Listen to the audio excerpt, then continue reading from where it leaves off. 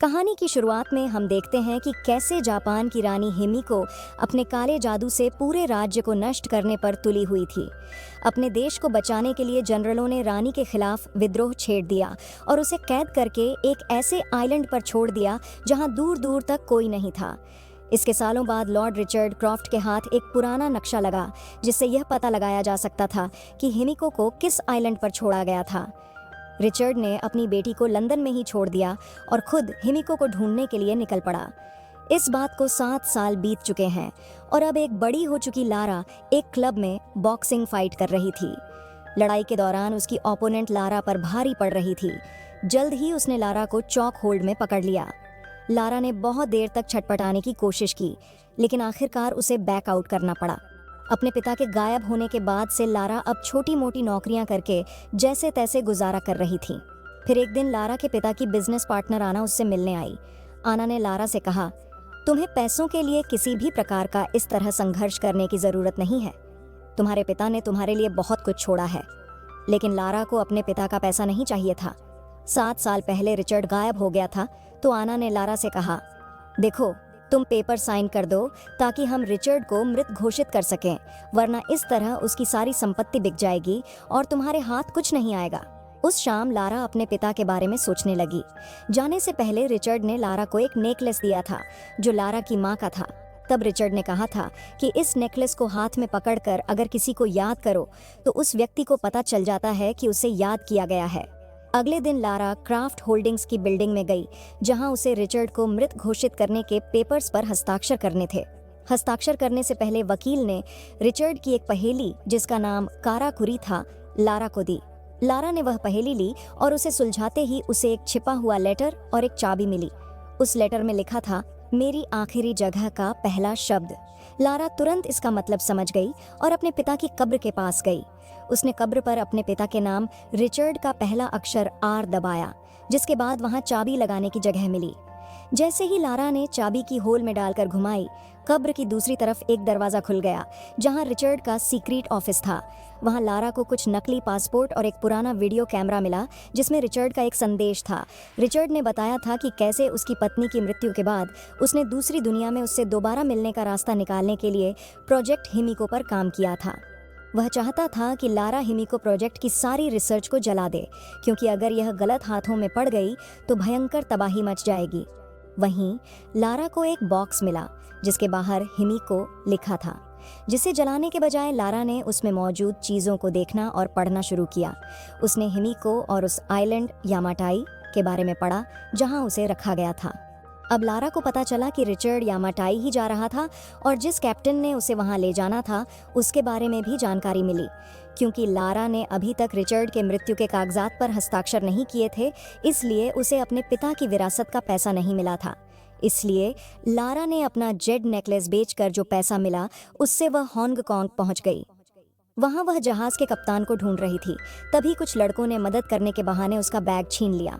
Lara ने वहां मौजूद जहाज़ों के ऊपर भागते हुए उन्हें पकड़ने की कोशिश की, लेकिन वे एक जहाज़ पर चढ़ गए जो चलने लगी। तभी लारा मार्केट के रास्ते से भागते हुए उनकी जहाज़ तक पहुंच गई और जैसे ही वो लड़के जहाज़ से उतरे, लारा ने किसी तरह एक को पकड़ लिया जिसके पास उसका बैग था।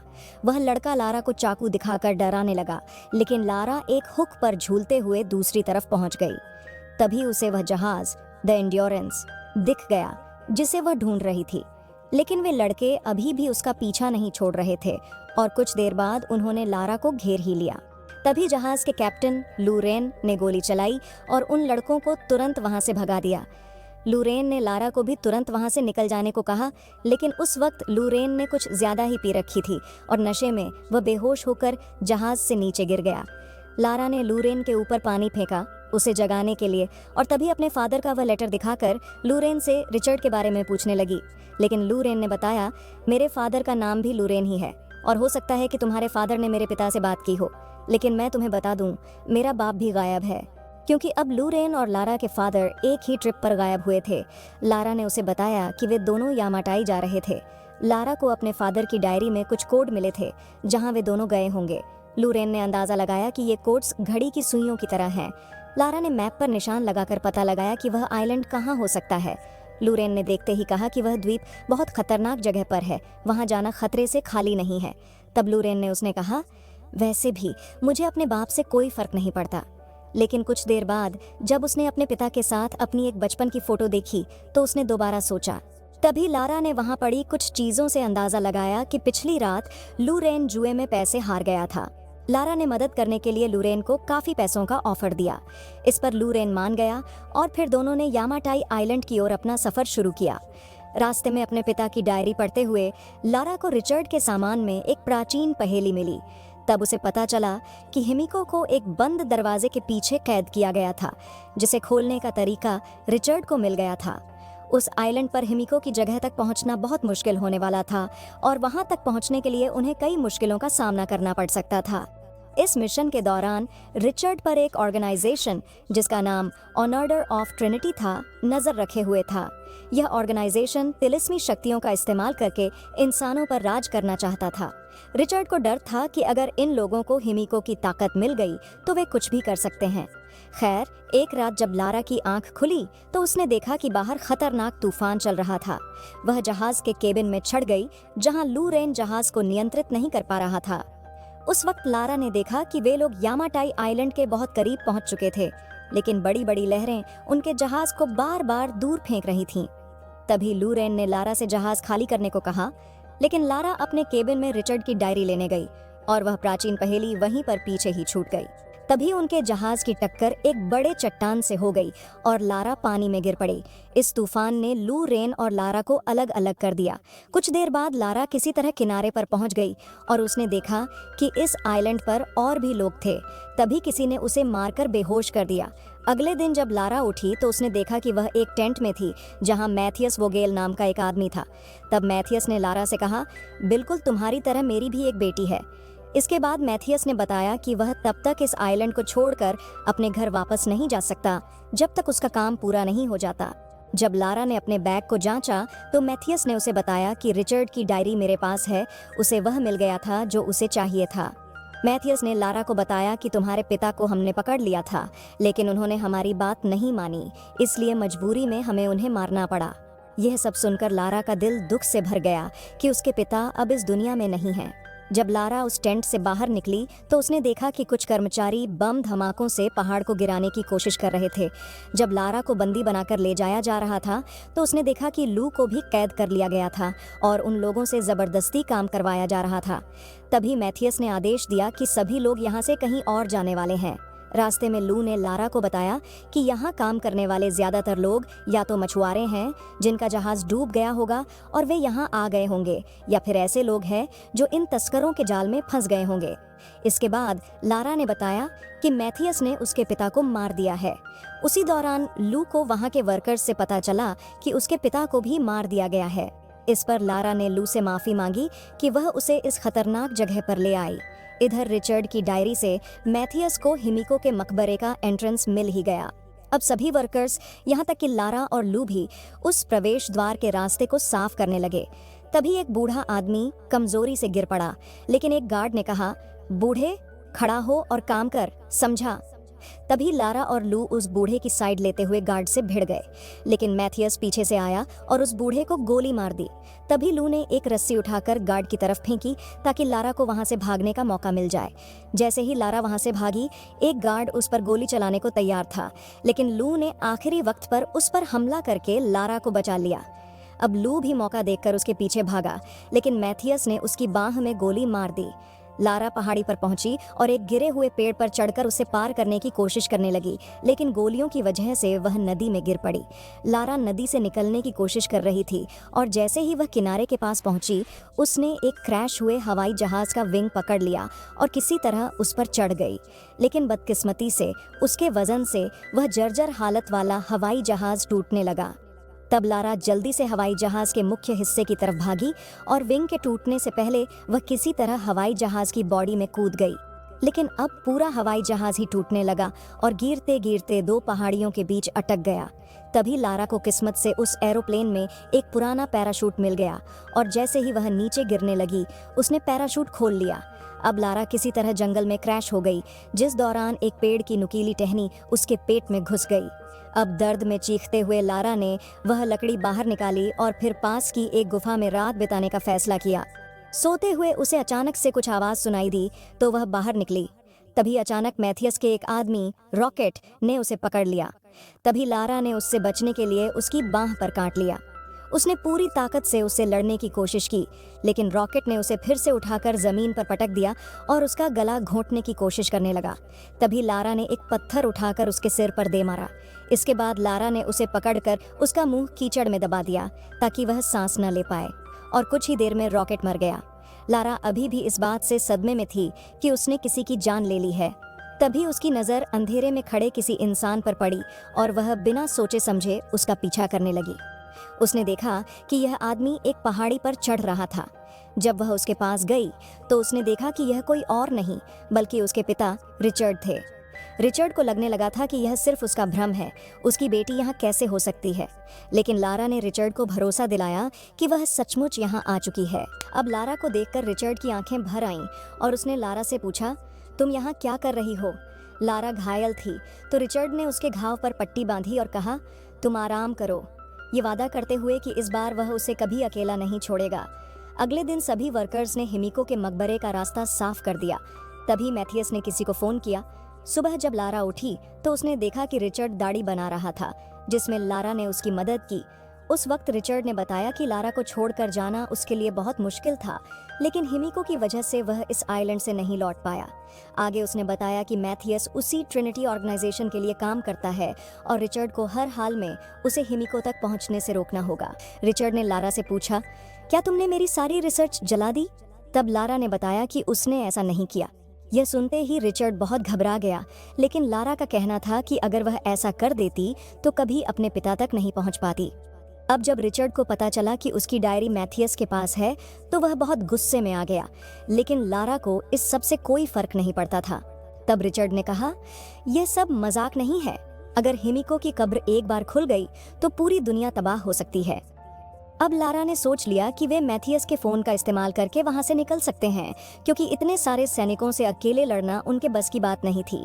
उसने वहां रखे तीर कमान उठाए और मैथियस के कैंप की तरफ भागी। लारा किसी तरह छुपते छुपाते मैथियस के टेंट में घुस गई, लेकिन थोड़ी देर बाद वह भी वहां आ गया, जिसकी वजह से लारा को छिपना पड़ा। तभी मैथियस को फोन पर मैसेज आया कि उसका बॉस जल्द ही वहां पहुंचने वाला है, लेकिन उसे अभी भी प्रवेश द्वार खोलने के कोड्स नहीं मिले थे। जब लारा टेंट से बाहर निकली तो उसने लू को देखा। उसने उस गार्ड को मार गिराया जो वर्कर्स पर नजर रखे हुए था और फिर सभी वर्कर्स को हथियार इकट्ठा करने को कहा। वह तब तक मैथियस का फोन चुराने की कोशिश करेगी। जैसे ही मैथियस टेंट से निकला, लारा टेंट की तरफ भागी और उस सैटेलाइट फोन को चुरा लिया। लेकिन तभी उसने देखा कि रिचर्ड मकबरे की तरफ जा रहा था। मैथियस ने जल्द ही रिचर्ड को देख लिया और उसे पकड़कर यातना देने लगा। मैथियस जल्दी से यह काम निपटाकर अपने परिवार के पास वापस जाना चाहता था, लेकिन रिचर्ड ने उसे कहा, एक बार यह मकबरा खुल गया तो तुम्हारा परिवार बचेगा ही नहीं। यह समझकर कि रिचर्ड सच नहीं बताएगा, मैथियस ने गार्ड को रिचर्ड पर गोली चलाने को कहा, लेकिन इससे पहले कि गार्ड गोली चला पाता, लारा ने गार्ड को गोली मार दी। अब उसने मैथियस पर निशाना तान दिया, लेकिन मैथियस ने अपनी बंदूक पहले ही रिचर्ड की तरफ तान रखी थी। मैथियस जानता था कि लारा दुनिया खत्म होने वाली बात पर भरोसा नहीं करती, इसलिए वह चाहता था कि लारा अपने पिता को किसी भी तरह मकबरा खोलने के लिए मनाए।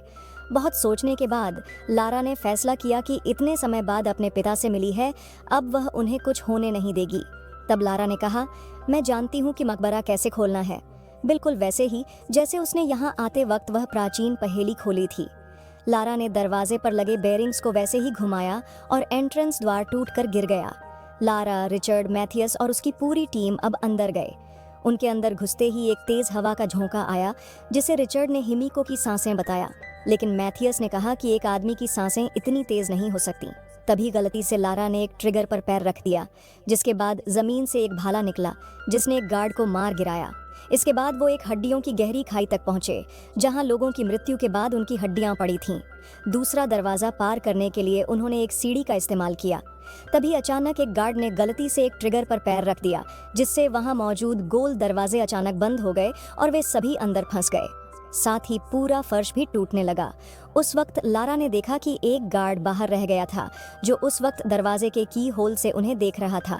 तब दीवारों पर बने पहियों को लारा ने चाबी की तरह इस्तेमाल करके दरवाजा खोलने की कोशिश की, लेकिन तभी जहां लारा खड़ी थी वो फर्श भी टूट गया। लारा किसी तरह उस दरवाजे से लटक गई। वह अभी भी पूरी जान से दरवाजा खोलने की कोशिश कर रही थी, लेकिन वह नहीं खुला। तभी लारा को प्रवेश द्वार की पहेली याद आई और उसे समझ आया कि इस दरवाजे को खोलने के लिए येलो और रेड पहियों को मिलाकर ग्रीन पहिया बनाना होगा। अब जैसे ही हरी रोशनी आई, वो दरवाजा खुल गया। दरवाजा खुलते ही उन्होंने देखा कि वहां टूटी फूटी कई कब्रें थीं।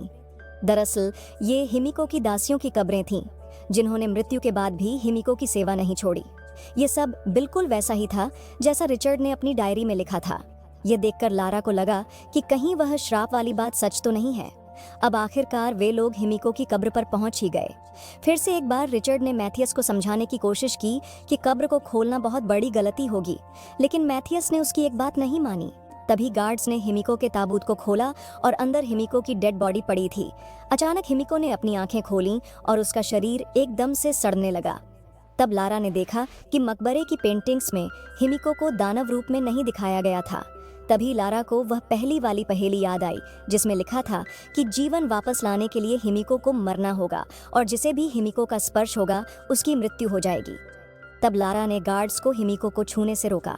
अब लारा समझा रही थी कि दुनिया को बचाने के लिए हिमिको ने अपना बलिदान दिया था, लेकिन गार्ड्स ने उसकी बात नहीं सुनी और जैसे ही उन्होंने हिमिको की बॉडी को छुआ, वह उठ खड़ी हुई। अब मैथियस को लगा कि शायद यह कोई ड्रामा है, उन्हें डराने के लिए। लेकिन जिस गार्ड ने हिमिको की बॉडी को छुआ था, उसके हाथ काले पड़ने लगे और उसका मांस सड़ने लगा।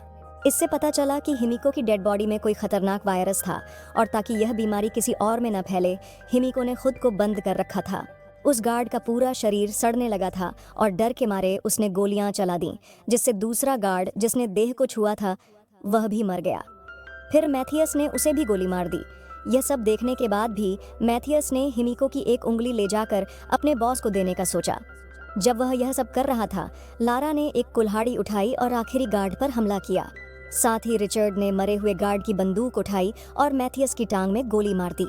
उस घायल गार्ड ने लारा का पीछा किया जब वह बाहर की तरफ भाग रही थी। उस वक्त मैथियस ने रिचर्ड को घर जाने को कहा, लेकिन रिचर्ड किसी भी हाल में हिमिको की उंगली को इस द्वीप से बाहर नहीं ले जाने देना चाहता था, क्योंकि ऐसा करने से वायरस पूरी दुनिया में फैल सकता था। अब मैथियस ने रिचर्ड पर गोलियां चलानी शुरू की, लेकिन जल्द ही उसकी बंदूक खाली हो गई। तभी इन्फेक्टेड गार्ड्स में से एक उठ गया और उसने रिचर्ड पर हमला बोल दिया। रिचर्ड का ध्यान भटकते ही मैथियस वहां से भाग गया। रिचर्ड ने उस गार्ड को गोली मार दी, लेकिन अब उस गार्ड ने उसे भी काट लिया था, जिसका मतलब था कि अब रिचर्ड के अंदर भी वायरस आ चुका था। अब रिचर्ड ने अपना खून रोकने के लिए अपनी बांह पर एक पट्टी कसकर बांध ली, ताकि वायरस उसके शरीर में धीरे धीरे फैले। वहीं लारा मौका देखकर दासियों की एक कब्र में छिप गई, लेकिन उसका पैर एक हड्डी पर पड़ गया, जिसकी आवाज से गार्ड ने उसे ढूंढ लिया। अब दोनों के वजन से वह कब्र टूट गई और लारा गिरकर एक दूसरे कमरे में पहुंच गई। वो गार्ड भी उसके साथ वहां गिर गया था। तभी लारा को एक ट्रिगर दिखा तो वह उस पर चढ़ गई, जिसके बाद कई नुकीली लकड़ियां उनके ऊपर बरसने लगीं। उनमें से एक गार्ड पर गिरी और वह तुरंत मर गया। जल्द ही लारा वापस हिमिको के मकबरे के पास आई, लेकिन रिचर्ड ने उसे खुद से दूर रहने को कहा, क्योंकि अब उसके अंदर भी वायरस आ चुका था। उसने लारा को मैथियस को रोकने के लिए कहा और तब तक वह हिमिको के मकबरे में आग लगा देगा। लारा किसी भी तरह रिचर्ड को बचाना चाहती थी, लेकिन रिचर्ड अपनी मृत्यु को स्वीकार कर चुका था। तब उसने लारा से कहा कि मेरे लिए यही बहुत बड़ी बात है कि मैं अपनी बेटी को दोबारा देख पाया। रोते हुए लारा ने हथियार उठाए और अपने पिता को आखिरी बार अलविदा कहा। वहीं मैथियस अभी हड्डियों की खाई को पार कर ही रहा था कि तभी लारा कूदकर सीढ़ी की दूसरी तरफ लैंड हुई और मैथियस को रोका। उसने मैथियस को लात मारकर दोबारा दूसरी तरफ फेंक दिया, लेकिन मैथियस भी इतनी आसानी से हार मानने वाला नहीं था। उन दोनों के बीच खूब हाथापाई हुई। मैथियस ने लारा के गर्दन को पकड़ लिया, लेकिन लारा ने किसी तरह उसे गिरा दिया। वह किसी भी हाल में मैथियस को यहाँ से जाने नहीं दे सकती थी, इसलिए उसने उस सीढ़ी को ही गिरा दिया। मैथियस ने अब कुल्हाड़ी उठाई और लारा की तरफ घुमाई। उसने लारा को जमीन पर गिराकर फिर से उसकी गर्दन पकड़ ली। वहीं रिचर्ड ने हिमिको के मकबरे को बम से उड़ा दिया। इस धमाके से मैथियस का ध्यान भटक गया और लारा ने उसे लात मारते हुए हिमिको की उंगली वाला बैग मैथियस के मुंह में डाल दिया। अब मैथियस के अंदर भी वायरस आ चुका था, जिसके बाद लारा ने उसे तुरंत खाई में धक्का दे दिया। अब पूरी जगह टूटने लगी तो लारा किसी तरह दीवार पर चढ़कर ऊपर जाने की कोशिश करने लगी। तब बाहर से जैसे ही लू ने उसे ऊपर चढ़ते देखा, उसने सहारा देकर लारा को बाहर निकाला। बाहर आते ही उन दोनों ने ट्रिनिटी के हेलीकॉप्टर्स देखे और उन्होंने पायलट्स को धमकी देकर घर छोड़ने को कहा। लंदन वापस पहुंचकर लारा ने वे पेपर साइन कर दिए, जिनसे अब यह स्पष्ट हो गया था कि उसके पिता मर चुके हैं और अब रिचर्ड की कंपनी की मालिक लारा होगी। इसके बाद आना ने कहा, अब पूरा बिजनेस तुम्हें ही संभालना है। लेकिन लारा ने कहा, मुझे इस सब से कोई मतलब नहीं। आखिर में लारा ने अपनी माँ का वह जेड नेकलेस वापस खरीद लिया जो उसे बेचना पड़ा था, और उसे हाथ में पकड़कर अपने माता पिता को याद किया। वीडियो पसंद आई तो लाइक कर देना, चैनल को सब्सक्राइब कर लेना। मिलते हैं अगली वीडियो में। Thanks for watching.